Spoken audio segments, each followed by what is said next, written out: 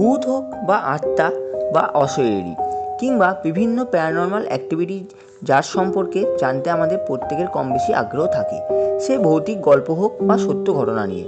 আজ কিন্তু কোনো গল্প না, লোকমুখে প্রচলিত এক ভৌতিক রেল স্টেশনের ঘটনা জানব। আমি অবশ্য নিজে এর যাচাই কোনোদিন করিনি, সবটাই ঘটনা। এখানে যা বলা আছে তা ইন্টারনেট, বই ও ডকুমেন্টারি থেকে সংগৃহীত। কোনো গুজব ছড়ানো আমার উদ্দেশ্য নয়।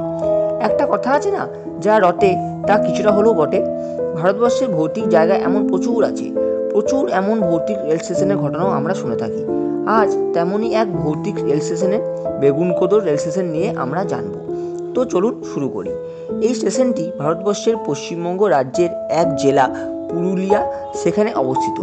ভূত আছে কিনা তা নিয়ে অবশ্য অনেক মতামত আছে, তবে বিজ্ঞানের বাইরেও যে কিছু জিনিস আছে তা আমরা প্রায় প্রত্যেকেই মানি। পশ্চিমবঙ্গের রাজধানী কলকাতা থেকে প্রায় 250 কিলোমিটার দূরে এই স্টেশনটি। পশ্চিমবঙ্গের পার্শ্ববর্তী রাজ্য ঝাড়খণ্ড, এই ঝাড়খণ্ড এবং পশ্চিমবঙ্গের মাঝামাঝি এক গুরুত্বপূর্ণ রেল স্টেশন।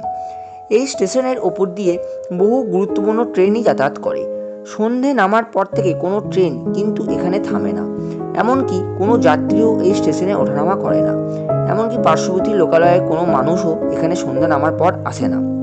আশ্চর্য বিষয়, এইখানে ট্রেন এলেই ট্রেনের স্পিড নাকি বেড়ে যেত। স্থানীয় লোকজনের কাছে এটি ভূত স্টেশন নামেই পরিচিত। ঘটনাটি স্বাধীনতার প্রায় 13 বছর পরের ঘটনা। বেগুনকোদরে সেই সময় কোনো রেল স্টেশন ছিল না, সবথেকে কাছের স্টেশনটিও অনেক দূরে ছিল, যার ফলে এখানকার লোকেদের ট্রেন ধরতে বহু দূর যেতে হতো। এই সমস্যা থেকে বাঁচতে এখানকার লোকেরা একটি স্টেশন বানানোর জন্য আবেদন করে। তাদের আবেদনে সরকার সাড়া দিয়ে এখানে স্টেশন বানানোর কাজ শুরু করে এবং 1962 সালের মাঝের দিকে স্টেশনটি সম্পূর্ণ তৈরি হয়। গ্রামটি বড় না হওয়ার কারণে স্টেশনটি ছোট আকারে তৈরি করা হয়। ছিল না কোনো আলাদা প্ল্যাটফর্ম, ছিল শুধুমাত্র একটা টিকিট কাউন্টার এবং তার পাশে একটি স্টেশন মাস্টারের জন্য একটি থাকার কোয়ার্টার। স্টেশনটি বেশ সচল ছিল, বহু ট্রেন এখানে থামতো এবং যাত্রী যাতায়াত ছিল ভালো রকম। এভাবে প্রায় 5 বছর কোনো সমস্যা ছাড়া কাটে। তারপর পুরানো স্টেশন মাস্টার বদলি হয়ে নতুন এক স্টেশন মাস্টার আসে। সে তার ওয়াইফকে নিয়ে স্টেশনের সরকারি কোয়ার্টারে থাকতে শুরু করে। একদিন রাতে ডিউটি করার সময় তিনি এক মেয়েকে সেখানে দেখতে পান। সেই মেয়েটি ট্রেন আসার সাথে সাথে ট্রেনের সাথে ছুটছিল। প্রথম তিনি বিষয়টি তেমন পাত্তা দেননি, ভেবেছিলেন কোনো প্যাসেঞ্জার ট্রেন ধরার জন্য হয়তো ছুটছিল। কিন্তু এমন ঘটনা যখন রোজ ঘটতে থাকে তখন তিনি সজাগ হন এবং দেখেন রাতের ট্রেন আসলেই একমাত্র সে মেয়েটি হাজির হয় এবং ট্রেনের থেকে বেশি স্পিড নিয়ে লাইনের মাঝ বরাবর ট্রেনের সামনে দিয়ে দৌড়াতে থাকে। রোজ এমন ঘটনা ঘটতে থাকে।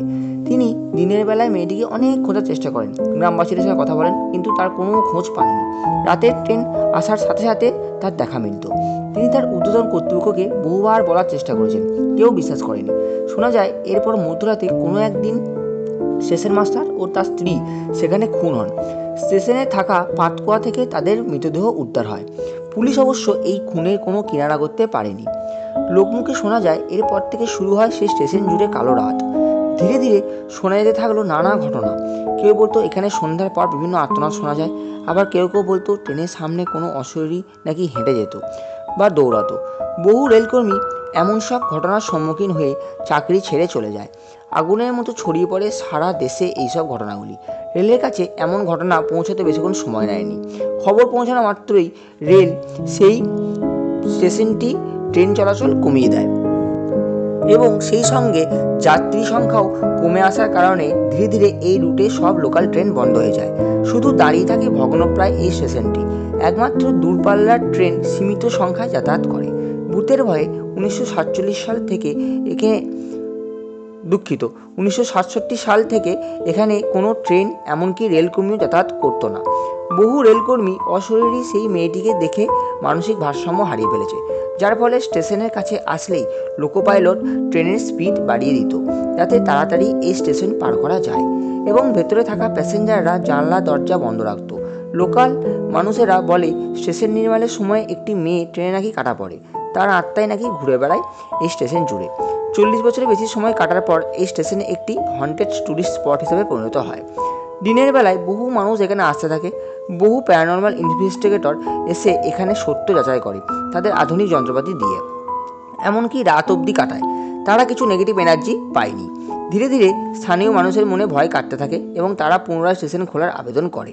2009 সালে প্যাসেঞ্জার হল্ট হিসাবে পুনরায় খোলে এই স্টেশন। মানুষের আবেদন মেনে এখনও সন্ধ্যার পর কোনো গ্রামবাসী এখানে থাকে না।